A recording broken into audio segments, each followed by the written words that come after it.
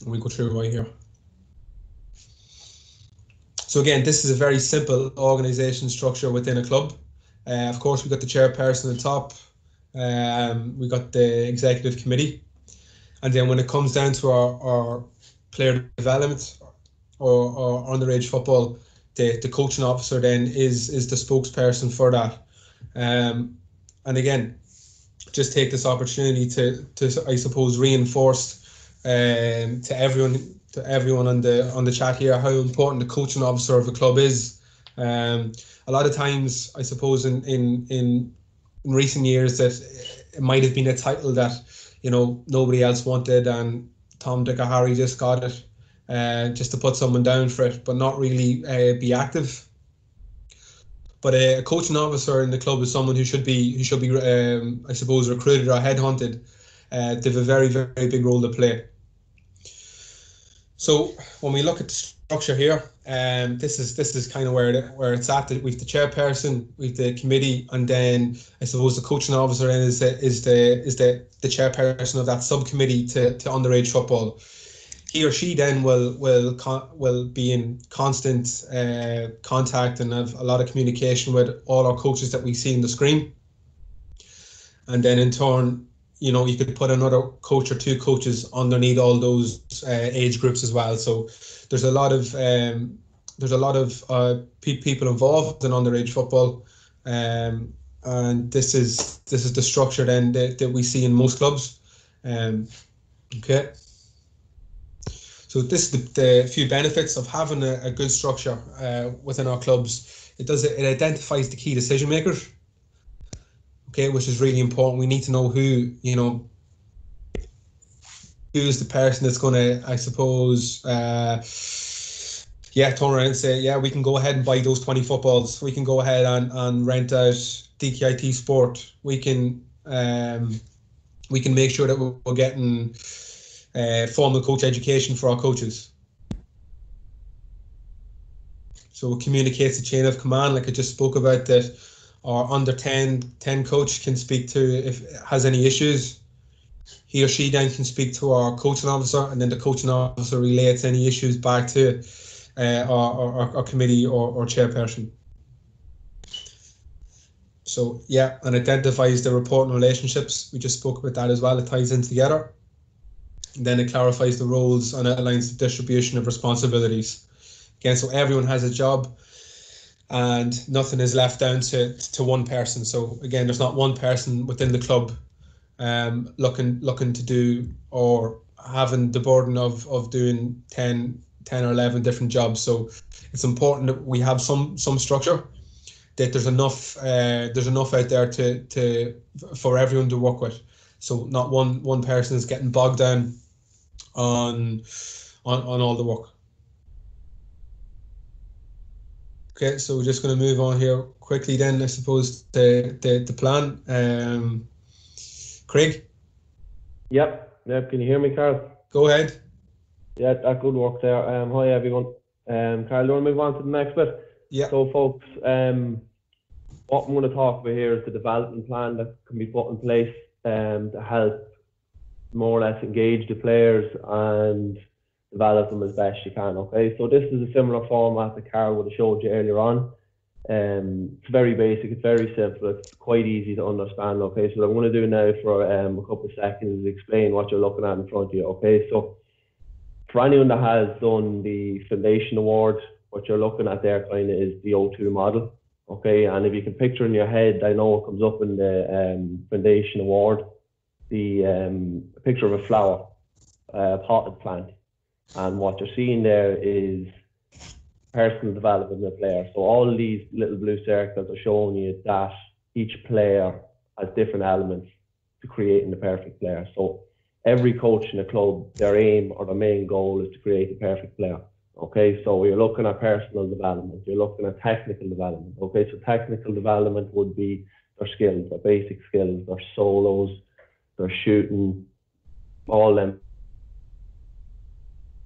Okay, so physical development would be there, obviously enough the physical development. Are they strong enough? Are they good balanced off the left leg? Can they spring off the right leg?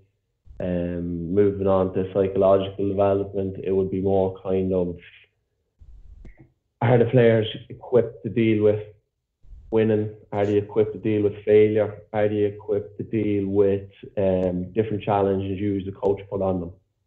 Okay, another way to look at youth development is what way could you bring the players into the change room or into a classroom and give them the right kind of feedback?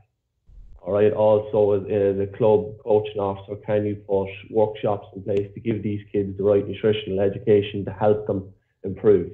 Okay, so if you take one of these strands out, you're not going to get the perfect player. Going back to the potted plant analogy, if you deprive the potted plant or the flower some water, the plant isn't going to grow to its full capability. The same as the player. If you don't develop the technical skills in the player, they're not going to develop to become the full player that you see in the inter-county scene. Okay, so as a coach, you got to ask yourself the question: are you hitting all these points throughout the year to help create the environment for the player to be as good as they possibly can be?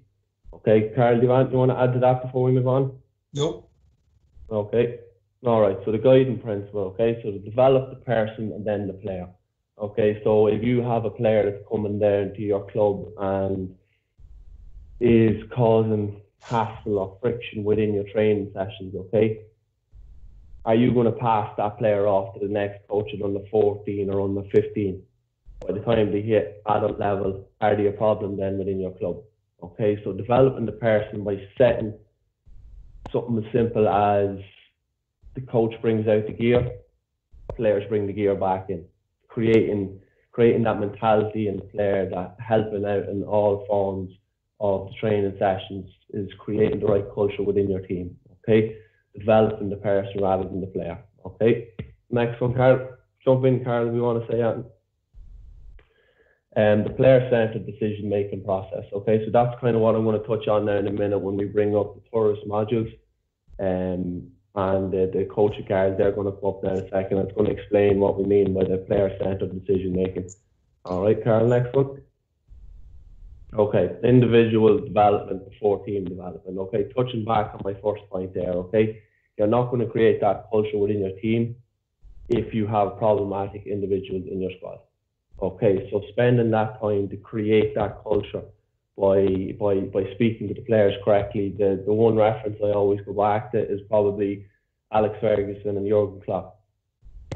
More recently, Jurgen Klopp, all the players, you hear them coming out speaking about how great they are, how great friends they are. You can see the same then with the Dublin panel, how great friends they are outside the training. Okay, that's developed with the time they spent together in a team. Okay, next one, Carl. Okay, and focus on long-term development. Okay, so that's the tourist card that's going to come up now in a second. Okay, Carl, move on to the next one, please. Okay, so these are the tourist principles. Okay, they're going to be on the side of the card if you haven't seen them already now in a second. Okay, so the T in tourist, basically tourist is a journey. Okay, so what Carl was showing you in the pathway earlier on, it is a journey. It starts at nursery and it's up to coaches within the club to put the right plan in place to develop these players over a time. Okay, so the T in tours would be testing and challenging. Okay, you got to ask yourself the question as a coach: are you challenging your players in the session? Okay, I'd say a lot of the coaches you talk to, they'd say yes, but if they went and videoed their sessions and watched themselves back, are they going to cringe when they see some of the things they say, some of the things they do?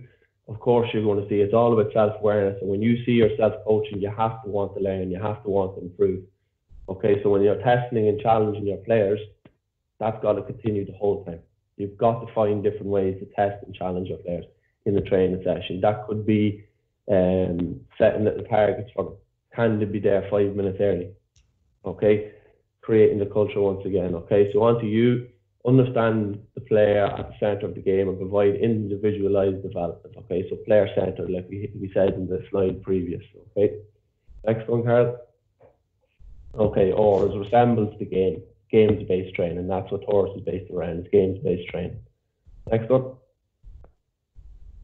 Okay, and 8, all players involved all the time, lots of touches, lots of decisions. So you'll see now when we move on to the tourist cards that the way they structure the session is absolutely excellent. Okay, so I've seen a lot of times when I go out to clubs that a lot of coaches get mixed up when they hear games-based training. They think it's a match. They think it's 15 on 15 or 10 on 10 on one ball for the entirety of the training session with the odd slight rule change. Okay, what Torres shows us is, yes, there's nothing wrong with having these games, but sometimes we got to strip it back when it's not working.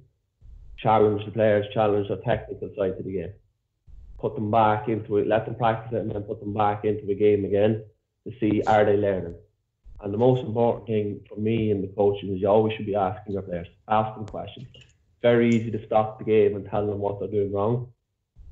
Even harder to stop the game and ask them the right question that they give you the answer back that you want. So that shows that they're learning, they're thinking about what they're doing. And should be enjoyable, of course. We know these things. We got to base our training sessions around making it enjoyable as we possibly can for the players that's involved, because ultimately it's player centered, and players don't want to come. You don't have a team, you don't have a club. Okay, so moving on to the next one, Carl. Okay, why is the development pathway so important? Okay, as Carl said earlier on, I think Carl, kind of these ones here, they'll kind of touch into what Carl was kind of speaking about earlier on, so don't be afraid to jump in, Carl, on these ones, okay? So the blueprint for the club and the club coaches. So what the pathway you're looking at, a lot of the clubs I would have seen and dealt with, they don't really have a clear pathway in place. And you got to think, you as a club coach, do you see your player pathway? Is it visible to you? Do you have it on hand? When you walk into the club, do you see the pathway? Okay, a lot of them, part of my job is I go into a club and I might have to do a coaching session, and I might not be back there for 4, 5, 6, 7, maybe 8 weeks with that team again. Okay, so coaches think this is brilliant for me coming in for 1 week, but what I always say to coaching officers is, if you leave the job as your coaching officer tomorrow, okay, is there a pathway in place for the next person to come in and continue on the good work you've been just doing? And it's the same with a coach.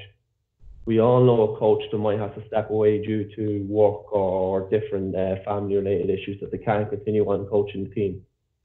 But if that coach steps away, is there a blueprint? Is there a pathway in place for someone to take over and continue on the good progress you're making?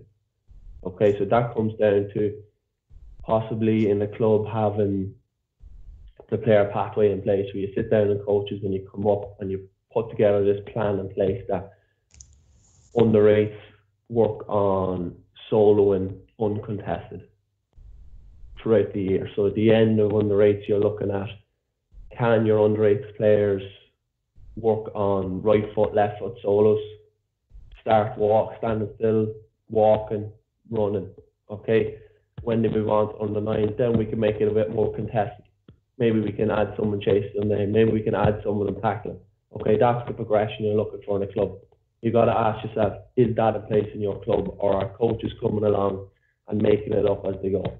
Okay, that's why going back to Carl's issue earlier on with the coaching officer, that the coaching officer is the officer that organises these events, to put these things in place for the club to go in the right way. Okay, so that's the blueprint and the pathway in the club. Next one, Carl, please.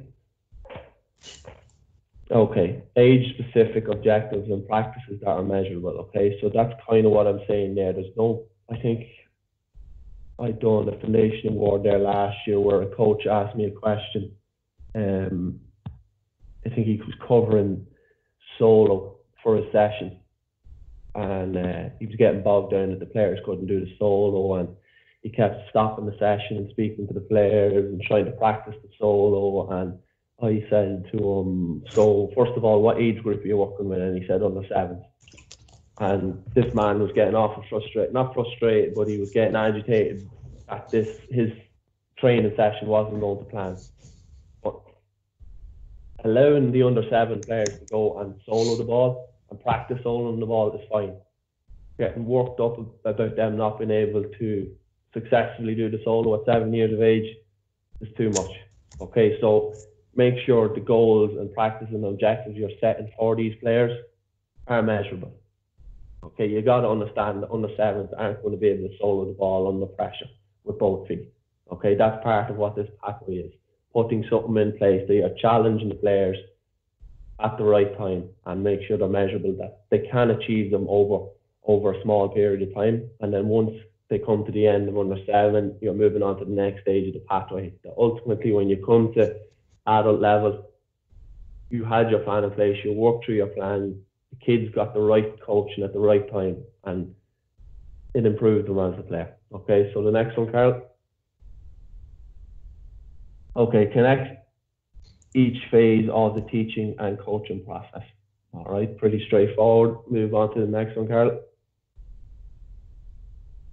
Okay, and keeps coaches accountable. Okay, I touched on self-awareness earlier on, and I'd be guilty for it myself, thinking I'm the best coach in the world until you possibly see yourself coaching, and then you think, oh my God, is that how I speak to players?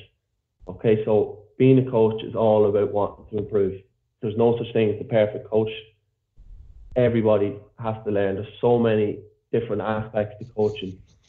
If someone wants to come up and tell me that they're the perfect coach and they can't improve, it'd be laughable in my eyes, because as we've seen in the O2 model, there's so many different areas of coaching that we need to master. Okay. And just on the keeping coaches accountable, it's something I've done before with an academy squad, where we felt like we were doing a good job, yet the players were losing games, and we were working on stuff in training that they weren't carrying out into games. So what we decided to do was just a little rating questionnaire that we gave to one anonymous player at the end of each training, where they rate. We asked them, I think it was 10 questions, and they had to rate 1 to 5 on how well we delivered the session, how well the players enjoyed the session, different things like that. So the players are going in anonymously, one player anonymously writing down their opinion on it. And what we thought was a great idea, we got a little bit of a shock as a coach when we went back and looked at feedback we were receiving from the players.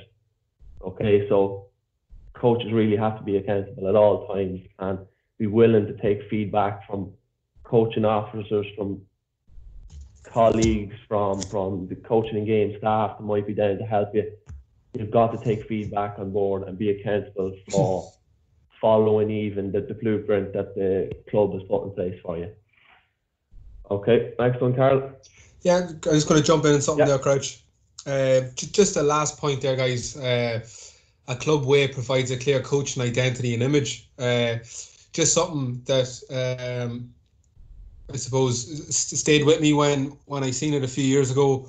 I mentioned it to Craig earlier that Corofin were playing the All Ireland Club final a few years ago, and their under 12s were playing at half time. And a few days after that, a video emerged of the under 12s scoring a goal, and it was, nearly identical to a goal that the senior scored that day in Croke Park. So I suppose that's the example of the club way that Corofin has a type of football, an identity, that this is the way that they play football, and it's implemented right down from their nursery level as early as possible, right up to the senior level. And that was just an example that stuck with me, that as a club we need to have, if we're having a pathway, that we need to be sure that this is the type of player that we are trying to create, this is the type of player that we want to develop as a club. And once we have that, and once your club has that pathway in place, and all the coaches were involved in that process, then that's the measurement also as well from Corofin, that they seen that it was working. But yeah, no, that was just something I wanted to share. Yeah, and just on that point as well, you see a lot in club coaching, where a coach will just come out, he'll make the session up 5 minutes before they arrive, and it's not sticking to any sort of pathway a club has.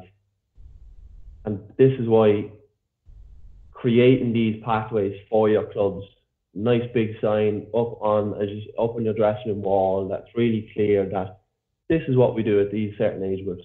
We have to be accountable for developing these players, for creating this environment for these players to achieve what they want to achieve. All right, so we'll move on to the next one, Carl.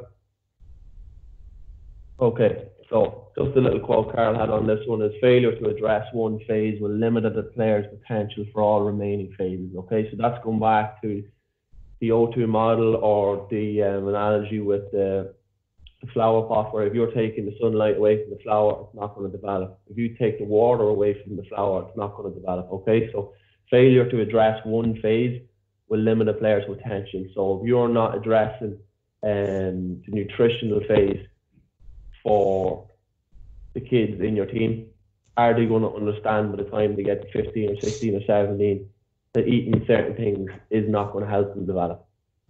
Okay, same way if we're just doing one ball between 20 players, are they going to develop the technical side of the game? Okay, you got to ask yourself these questions. Okay, so next one, Carl. Yeah, no, and it just goes back to it as well, that if you know, it's important that all coaches within your club, I suppose, that adheres to your development plan, because if one coach, if the coach of the under-12s decides that he wants to do his own thing while everyone else is following this development plan that they believe in, well then his guys are going to be the you know, the chink in the armor as such of the club's program, development program, because he would have failed to address some of the key things that he should have been coaching at that age group. So again, it's important that all coaches are on the you know, believing the development plan. Okay, so these here are the tourist cards we spoke about. So what you're looking at in the middle is a circle. It's actually something Carl mentioned to me earlier on. It was an easy way of explaining it, was the pizza slices. Okay, the circle in the middle. Like, if you take your tactical prowess out of your coaching, are you going to hit your goals as a coach, as trying to produce the perfect player, or the perfect adult player? Also your technical skills. You take any of them out, you're not going to create the perfect player. So you have to find a way as a coach to challenge these areas in your sessions. Okay, so that's why when I said before, for someone to think that the perfect coach and not willing to learn or improve is laughable. So to try to get all these in is quite difficult, and it does take planning, and it does take working with your club, your coaching officer, coaches in your club, and as well, psychological focus in the middle. If you don't develop the player's psychological focus, are they going to be willing, or not even willing, are they going to be capable of taking on the information you're giving them as a coach? So you've got to ask yourself questions, and I know there'll be questions at the end that's going to come in about these sort of things, but are you creating the environment that your player can develop as best they can? All right, so I don't know whether you want to add anything else into this, Carl. No, fire away. Okay, we move on to the next one. I'm just a bit wary that we have 5 or 10 minutes for questions at the end. We don't want to keep these too long. We move on to the next one, Carl. Thank you. All right, so on the left side of your slide there is your principles we spoke about earlier. Okay, so what I want to bring your attention to is the diagrams in the middle, the 4 diagrams in the middle. Okay, it's kind of what I was speaking about earlier. So at the top you have your warm-up activity, and then after the warm-up activity you're looking at your games-based activity. So what the coach or the card is telling you here is that to progress the session, they're going on to some form of games-based activity. Okay, it's not going to be straight line drills straight behind the cones. The players want to play games. Okay, so what the games, like, let's say, I can't see the top of it here, Carl, but let's say this game, for instance, is based on your hand pass. Okay, let the players go out and play the game. Let the players go out and play the game. Okay, as a coach, you have to spot and fix. If the players are constantly using their dominant hand, okay, the next phase of this session, which is the 3rd diagram, is can you take them out of the games-based activity, put them into an activity that challenges their technical ability, possibly to work off using their non-dominant hand. Okay, Are we working? Are we challenging these players to develop themselves every time they are with you? Okay, so they're working off the weaker hand then in fix the skills. So as you see above the diagram, there's intervention and fix the skills. So you have the games-based activity where they're in practicing the game, they're actually playing the game that they're here to play. Okay, no child is perfect. There is going to be mistakes in games. Then it's your opportunity to really coach them by taking them out in the intervention and fix the skill. All right, allow them opportunities, practice the skill, to fail while practicing the skill, but that doesn't mean you have to stop them. Allow them ample opportunities to go out and practice this skill over and over again. All right, and once they do that, the third diagram at the bottom, or the fourth diagram at the bottom, is putting them back into some form of game, and the game is based around your main skill or your main objective of the session, which I presume is hand passing. And are they using the hand pass? It's very easy to put them in a game and the kids go out and they play the game and they kick and they run and they tackle. But are they practicing the hand pass in this game? And that's where you as a coach have to put together your session. That when you put them into these games, the main focus of this activity for 10 or 15 minutes is trying to get the kids to practice the hand pass. All right, so the first one, let them go out and play the game. Put them on a fight game in place that they're using the hand pass. Okay, stop the game. Allow them to fix the skill that's breaking down. All right, uncontested, and then build it back up. That when they go into the final game, that's mainly focused around them using both hands in a hand pass. That they are learning. Okay, that they are. You could be asking these players a question. Do you feel what is the objective of this game? Oh, we're trying to win the game. Oh, we're trying to score goals. Okay, that's the answer you might get back. What you need to be looking at, do they understand that the main objective of what you're trying to do is trying to get them to use both hand passes or both sides of the body on a hand pass under pressure? Okay, Carl, is there anything you want to add to that? No. No, okay. No, go ahead. Right, guys, so again, the implementation of the plan. So the implementation of our development plan, what it should do is to provide us with clear and concise content. So again, the plan should be clear. It should be simple. Everyone should be able. I should be able to walk into a club, pick up the development plan, and understand it from reading it straight away. Again, what this does, if we always have people moving into the area, we always have new volunteers. So it's important that when we have these people willing to come in and volunteer, that they can pick up our club's development plan and continue on the work, or understand the work that's been done. Again, it should be continuous coach education. That's the big thing that us as GDAs, as staff members, what we want to do. We want to help develop better coaches, and we want to be coach developers and give you the power to or the information for you guys, the club coaches, to develop your club players with our assistance. So again, continuous coach ed, both formal and informal. So just to be clear, that our formal coach ed is our foundation award, is our award 1 or award 2, and our informal coach ed is something like this webinar. So again, it is some coach education, but it's informal. Our workshops that we might do within your clubs. Hopefully, when we're back out in the grass soon.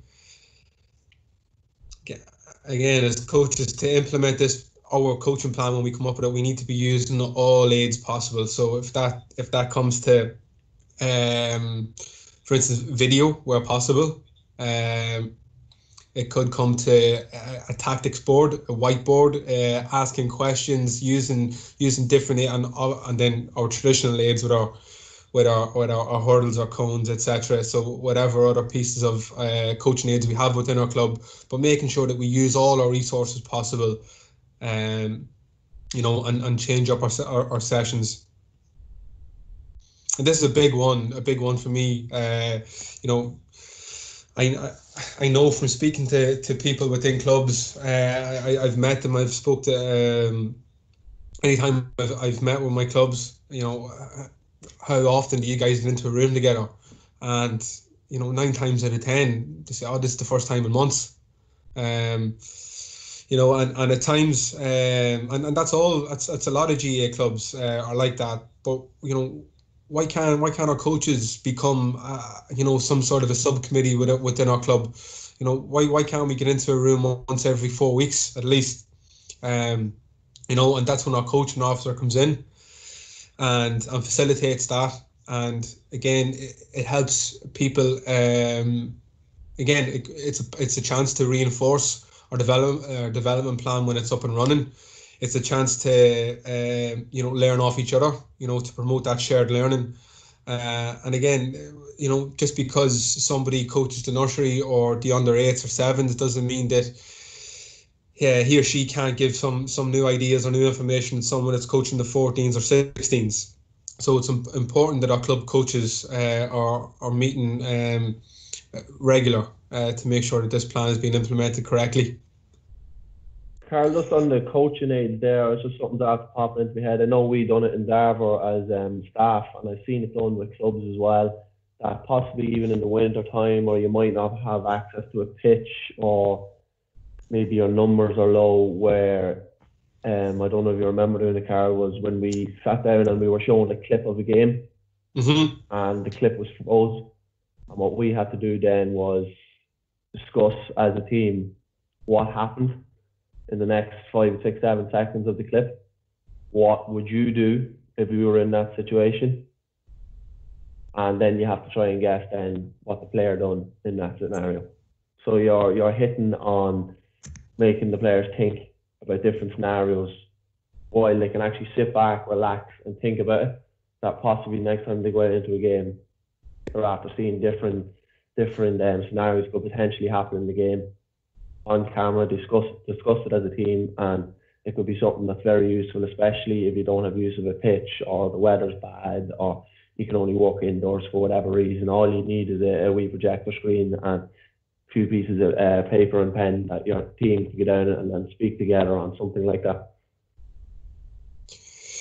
Yeah, brilliant. So again, just the last point there, guys, that we have to remember within all of this work and within this process, that our players are the most important people in our football and hurling clubs.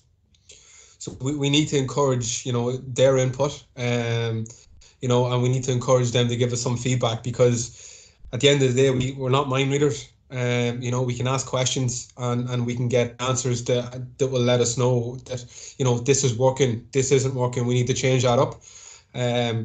And that goes all the way down from our nursery or our academies within our clubs right up to our minor teams. And simple way of asking an under 7, getting a bit of feedback or input from an under 7, simply is, at that age, did you have fun? And hopefully we get that response that they're cheering or obviously answering us with yes, that we know that what we're doing is working. But again, it's all about the players. It's all about interacting and getting the feedback within our players. So again, that's I suppose how we want to how we should continue to implement any plan that we have going forward. And that's, again, I think that's it with the presentation. So again, guys, like I said, I know it was very broad. This is the first of a few webinars we're going to have. All staff members are online, are in this webinar. So even if you have any questions for any staff members within your region, guys, throw them up in the question box there. Folks, just Shane Lennon here, Games Manager, and just like to thank the two lads, Carl and Craig. I suppose it's probably a bit of a trial and error tonight, and it went pretty well. Like I'd like to thank everyone for logging on. I think we've 65 people logged on, which is excellent. And in these very strange times, obviously, we have to make the most of what we have. Just as Carol said, there's going to be a form going out from our GDAs to all our clubs, seeing what we want workshops on.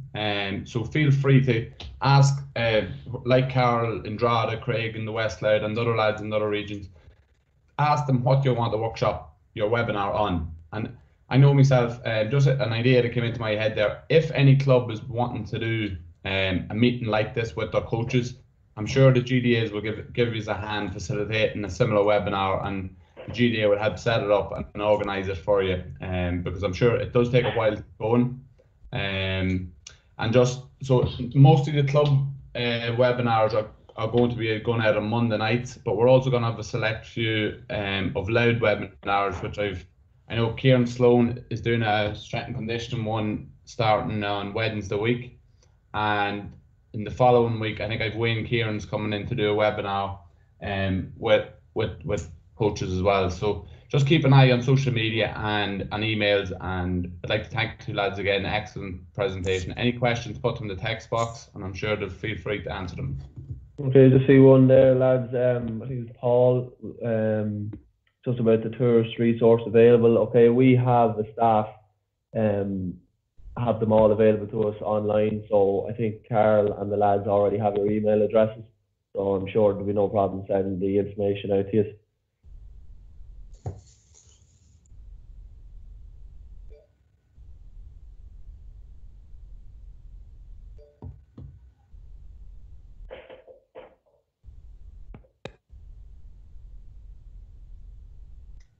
Yeah, well, look, that seems to be it. So, again, yeah, thanks everyone for logging in. Appreciate it. If there's anyone who has any questions and wants to give us a shout privately, walk away. That's what we're here for. And everyone look after themselves and stay safe.